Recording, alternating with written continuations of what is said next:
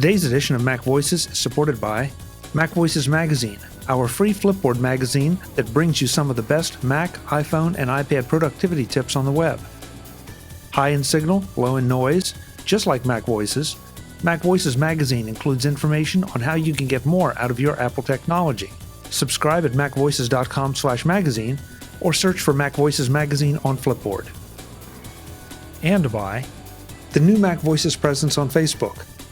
Watch your favorite Mac Voices episodes on our Facebook page and discuss them or anything tech-related in our new Mac Voices Facebook group. Join the party, express your opinion, and make your voice heard.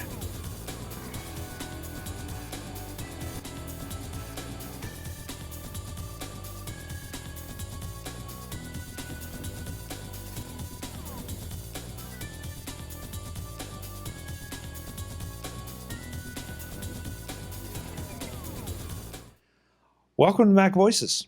This is the talk of the Apple community, and I'm Chuck Joyner. Folks, we keep intermingling these shows with some of our other regular fare, but this is another Road to Macstock show where we will be talking to the presenters and organizers and anybody else associated with Macstock 2017 that's coming to Woodstock, Illinois in July 15 and 16. And obviously, we hope you'll join us. The whole idea here is to give you a little taste of what you're going to be seeing or doing when you attend. This time, we have the party host extraordinaire himself, Mr. Barry Fulk. Barry, welcome back. It's good to see you. Well, thank you, Chuck. I greatly appreciate both the title and being part of your show today. Obviously very excited to be part of the whole Road to Macstock because this is it's a great event. It's something that Mike Potter and all the speakers and the guests have made such a wonderful event.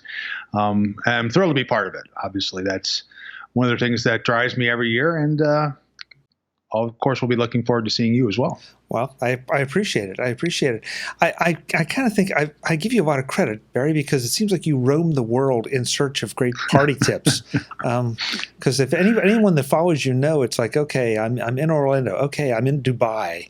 Okay, I'm in Osaka. I mean, it's I don't know how you do it, but you always bring all that stuff back and kind of roll it into your enthusiasm for your events at Macstock. Well, and it is true. I mean, it's a lot of what I do is to bring that sense of enthusiasm, community, friendship. All that is part of why I want to do this hosting. And most people at this point probably know the story of how this all started, which is a couple years ago when Macworld was unfortunately canceled. I was complaining about it, and a bunch of other people were kind of upset. And then I realized I heard someone's voice in my head, Allison Sheridan, who happened to say, there's a problem to be solved. And I'm like, you know what? Let's see what I can do to solve that problem.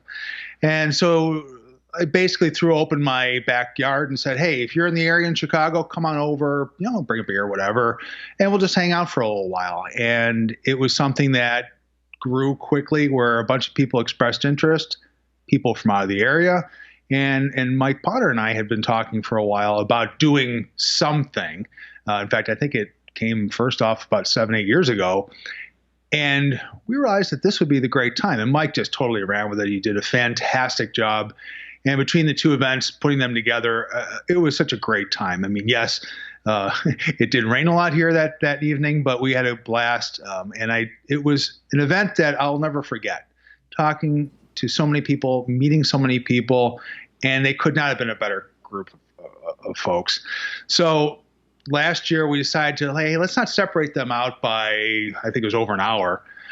Let's put them on the same place at the college there. And it was a lot of fun. We did a little bit different. Thought, you know what, let's try doing something a little bit more on site. Got the tent. Had this great company come on site to actually cook the barbecue, which was really cool. And we had all sorts of unexpected things happen. I mean, we had a gentleman that brought a DeLorean. We had karaoke with Don McAllister. So to your point, Chuck, is like, how do I continue to grow this and make it an event that's fun, that people want to go to, but also evolve it a bit more? And I love the idea that we have a DJ that comes and plays. His name is George, great guy. But I kind of want to take it to that next level. Well, and I'm like, I don't play music. I love music, but I don't play. And I'm like, well, maybe I can get a band, but I want to keep it again in the local area here. And a friend of mine, who I've known, actually, technically, I think he's my oldest friend because our parents put us in the same crib when we were both a couple months old. He had a band play for him at his wedding. And I reached out to him. He got us in touch with the leader of the band, a gentleman named Pete. We met up for a couple beers, and he's like, yeah, we play 70s music. We were full garb and everything. And I remember it being just a great time. It was just a lot of fun. And we said, look, hey, can we do this? He's like, yeah, well, he's like, let me contact everybody. And it was one of those, I feel this is why things work out, was like everybody was free. When I gave him the date in July, he's like, yeah, we can all make it. I'm like, then let's do it. So it's a 70s cover band. It's a band called Something for Joey, and they're just a lot of fun. And very excited about that. So just from a scheduling perspective, the Midwest Mac Mingle runs from, we're going to open the doors around 6, figure people will start getting there around 7. Band will probably come around between 8 and 9. Again, it'll be fluid. It'll be something that we want this to be a place where people can just hang, have a good time. It's something that some people, hopefully everybody will want to go to. We definitely want the speakers to be there because that's the opportunity that the Macstock event really brings, is that opportunity of people to meet the speakers, to meet people like you, Chuck, to get to know you better, get to ask questions, get to see how you do your magic. And that's really, again, what drives me, is that these events and me traveling all over, I love meeting people. I love meeting new people. I love exploring new cultures and learning from others and then trying to take the best of everything. And I really think that we have that opportunity every year, and really looking forward to seeing how it comes together. And so what, again, I take kind of the lead from Mike Potter and saying, okay, we've got a great location in Woodstock, Illinois. It's got a beautiful town square. It's where they filmed Groundhog Day. And there's this location called Mix and Mingle. It's a large space. It's right down in that center there. A bunch of restaurants in the area. It's easy to get to from the college. I'm like, this will be perfect. So we'll hang there for a few hours, and we'll do a few other things. We'll have some light appetizers. We'll have some drinks, both some beers and wines and soft drinks and water. And I think, again, it's a little bit for everybody. You don't have to be over 21. We'll make sure that you get a wristband, so we're good for that. There'll be kind of a dancing area in the front if people really want to dance, and if they just want to hang out in the back and the music will be quieter and they want to talk to people, that's great too. So I'm really looking forward to it. I think again, it's really, to me, it's all about the people, but I want to give them that venue, that environment where they're comfortable, they can relax. They've had a great day of speakers and presentations and learning. Now it's just a chance to relax and just kind of hang out. So that's kind of my plan. I mean, Chuck, you've been to both of these. You've been to Macworld. I mean, I think you definitely know where I'm going with something. I definitely know where you're going. A couple things. First of all, whenever I hear Allison Sheridan's name, voice in my head, it's not reciting anything. It's just, it's terrifying. More yes. Importantly, though, when Mike first told me that this year we were going beyond the barbecue into the Mac Mingle, it's like, okay, so Barry's opening a dating service. This is a whole new dimension to Macstock. Barry, I think it's a great idea. A lot of people think about things and they say they'll do things, and you have actually done it. I mean, you opened your home and your backyard, you organized it, you hosted us for that first year was amazing. The logistics improved a little bit by moving it closer to Macstock itself. The second year, sure. This sounds like you're right. You're taking it to the next level where there are going to be a lot of options for folks to eat and to enjoy with the band or without. So I really admired the way both you and Mike have taken these two events. You've kept them together but separate, and you both keep advancing them. I think that's a real tribute to both of you. Yeah, and that's the nice thing. And again, people probably like, it almost sounds cliched about the community, but I really strongly believe in the whole Apple Mac community is unique in that people are really here to help each other. Mike and I get along great. We get together outside of just talking about Macs and Apples and things because he's such a great guy. He's a supporter of the community. There are others in the area. Dave Ginsburg's a good example of someone who I didn't really realize he lives like 10 minutes away from me. So now, again, we get together. We go to baseball games, hockey games, and it would never have happened if it wasn't for Macstock. And I love that we continue to do this every year. It grows. We try some things. Things may work. Things may not. That's okay. It gives us ideas for the following year. And that's what drives me. I mean, it's a ton of work. I don't know how Mike does what he does. Mine's a small portion compared to what he does.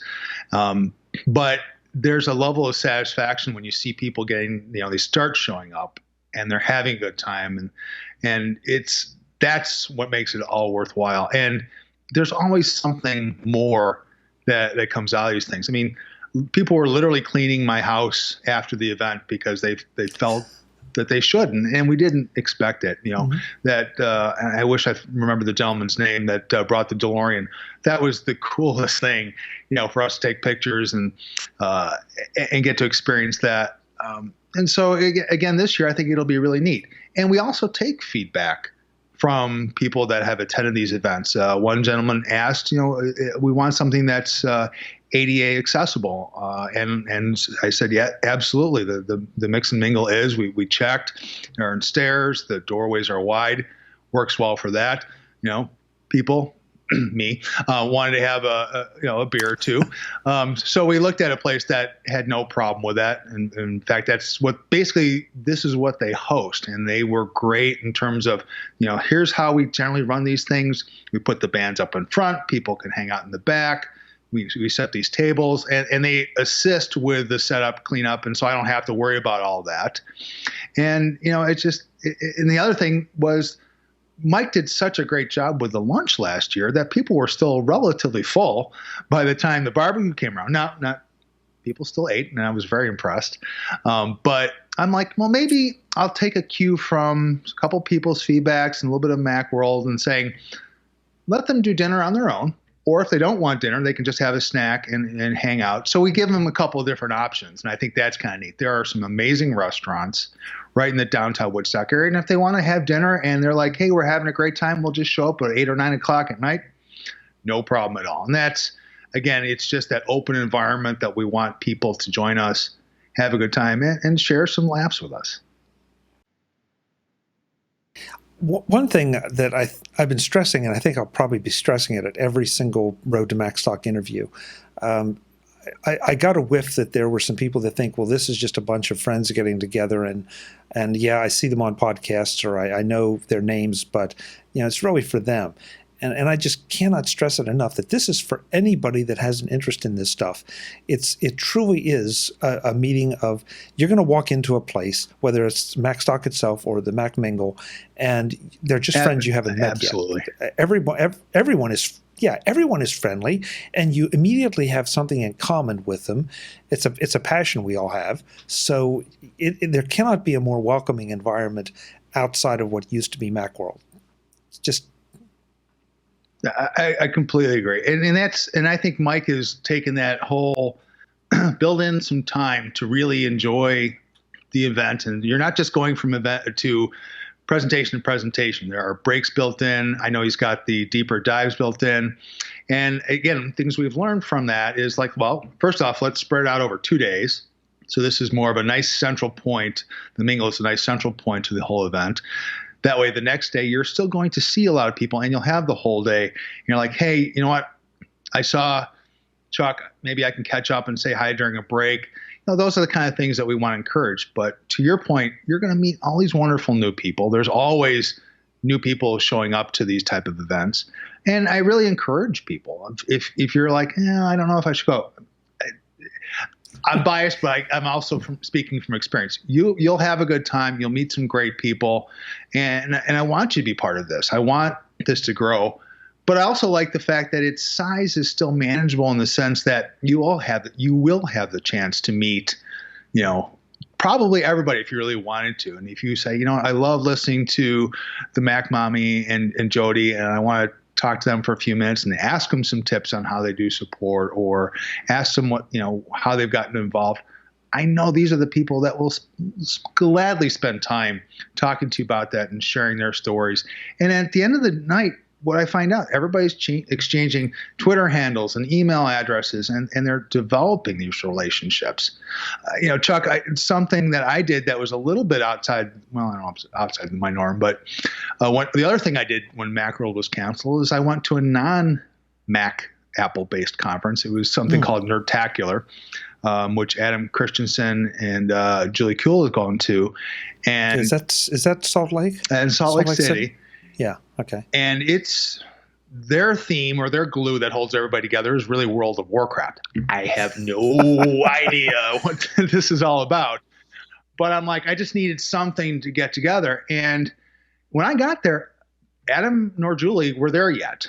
So I just started hanging around. I saw some people that were there for the conference, and I just said hi. And, at first it was a little, like, who are you and all this? And I'm like, hey, I'm just here to just check this out.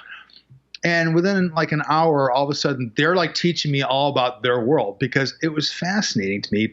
Whenever you meet someone who's passionate about something and they like to talk about it, I love to hear about that. That, again, drives me, because why are they passionate about it? And maybe this is an area that I want to get involved with. And they taught me how to play Hearthstone on my iPhone, and then I was getting into all these different board games that I'd never played before, and I loved them. And so again, it was an experience that I wasn't expecting, and it completely blew me away. And that's what I'm trying to create here, is have people that, yeah, I've got an iPhone, or maybe I don't. Maybe I'm not even in the Apple community, but I'm hearing this is a pretty neat group of people. Let's give it a try. I mean, I think the price is very reasonable. You have a lot of options. If you don't want to attend a specific function, the way the campus is laid out, you can just go outside. They have a really nice seating area outside the theater. The theater itself is very comfortable if you just want to kind of kick back and maybe check an email on your phone. It's just a good, comfortable place to hang out for 2 days. I think it's really interesting that the geek culture, for the most part, has this reputation of being socially awkward. And I found it to be just exactly the opposite. At least our corner of it, the Macintosh-oriented corner, it is so welcoming. And as soon as someone recognizes you as an Apple user or Apple enthusiast, and that's not to say that they lynch Windows users, but they recognize, and you're immediately, what apps do you have on your home screen, and right. Did you get the new Touch Bar MacBook Pro? It just happens. I mean, it's wonderful. It's absolutely wonderful. It really is. And there are people, and I try to gauge different people. And maybe I shouldn't do this, but I do tend to do this. If I see a group of people that are just kind of hanging back, maybe a little quiet, I'll just wander over and say hello. And a lot of times I feel they are wanting to join the conversation, but don't necessarily want to initiate it. And I get that.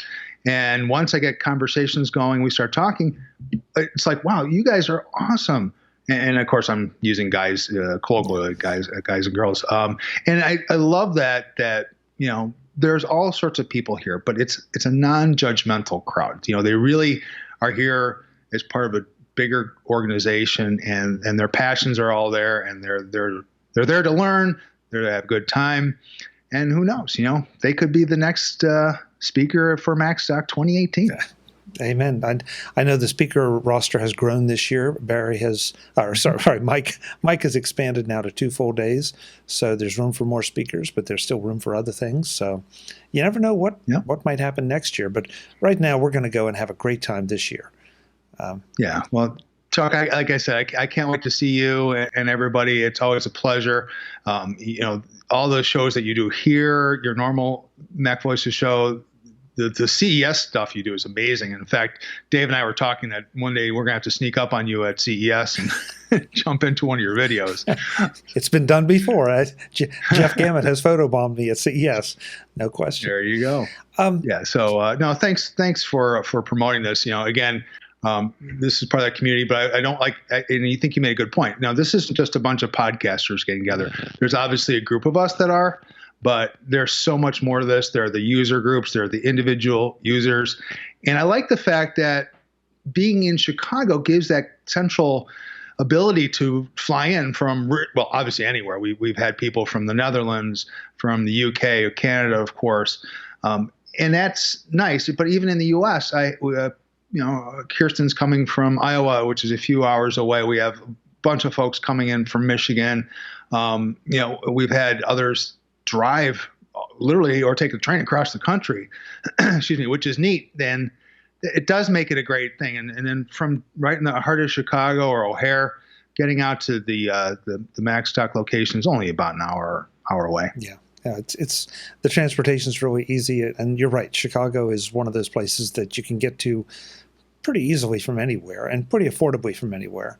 And so This is not a super expensive conference to attend. Obviously there are costs that have to be covered, both personally and for the conference itself, but that's what you get when you have quality. And that's what exactly. And if you have the option and you can stay a couple extra days, a lot of people are saying, you know what, we've always wanted to get to Chicago. Now you've given us that reason. What else should we do here? What would you recommend? And as someone that was born and raised here, I've got a million ideas. And, if we have time, I'll be happy to help coordinate. People can always reach out to me and saying, hey, we want to go, are the Cubs in town? Are the White Sox in town? Or where would you recommend we eat? Those are the kind of things I love helping people out. And if the time permits, heck, I might just coordinate something, a day before or a day after. Unlike last year where I had to actually fly out to Vancouver on the second day, I'm actually in town before and after this year. Great. You mentioned the cost, and I want to make sure we got that clear here because there are combo tickets.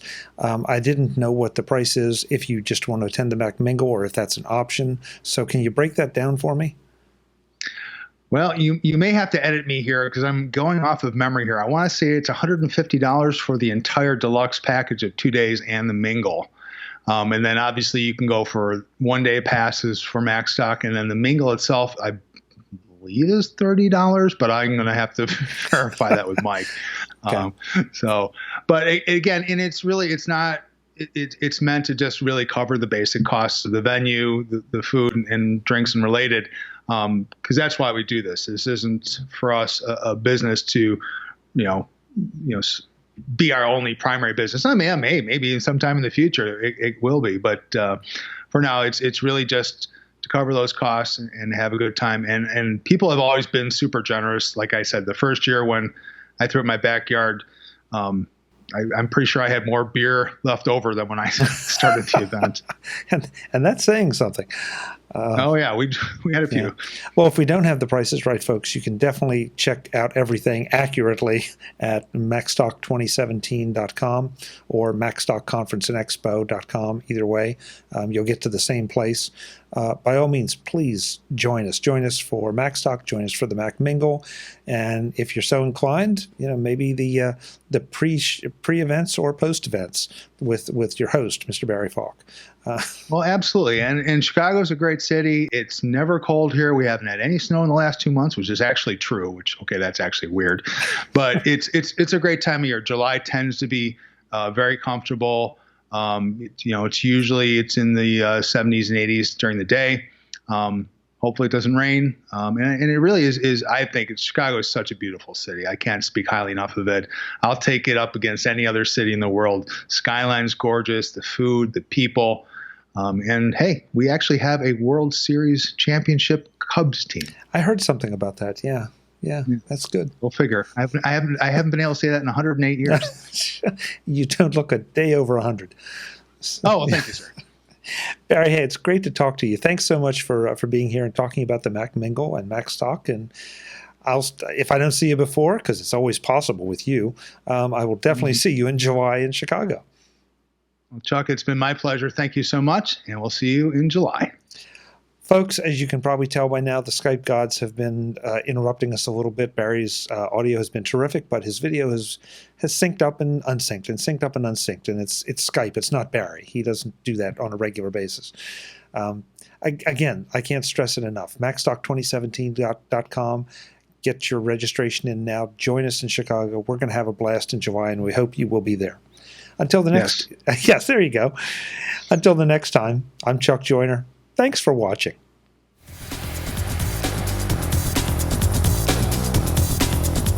Visit MacVoices.com for links, show notes, to subscribe, to connect with Chuck on Twitter, Google+, YouTube, Facebook, LinkedIn, and the MacVoices blog. Subscribe to our weekly newsletter, the MacVoices Dispatch, to stay up to date on all the latest MacVoices news from our front page or at MacVoices.com/newsletter. Do more with your Apple tech by subscribing to the free MacVoices Magazine on Flipboard by visiting MacVoices.com/magazine. Advertising and sponsorships handled by Backbeat Media at backbeatmedia.com. Bandwidth provided by CashFly at cashfly.com.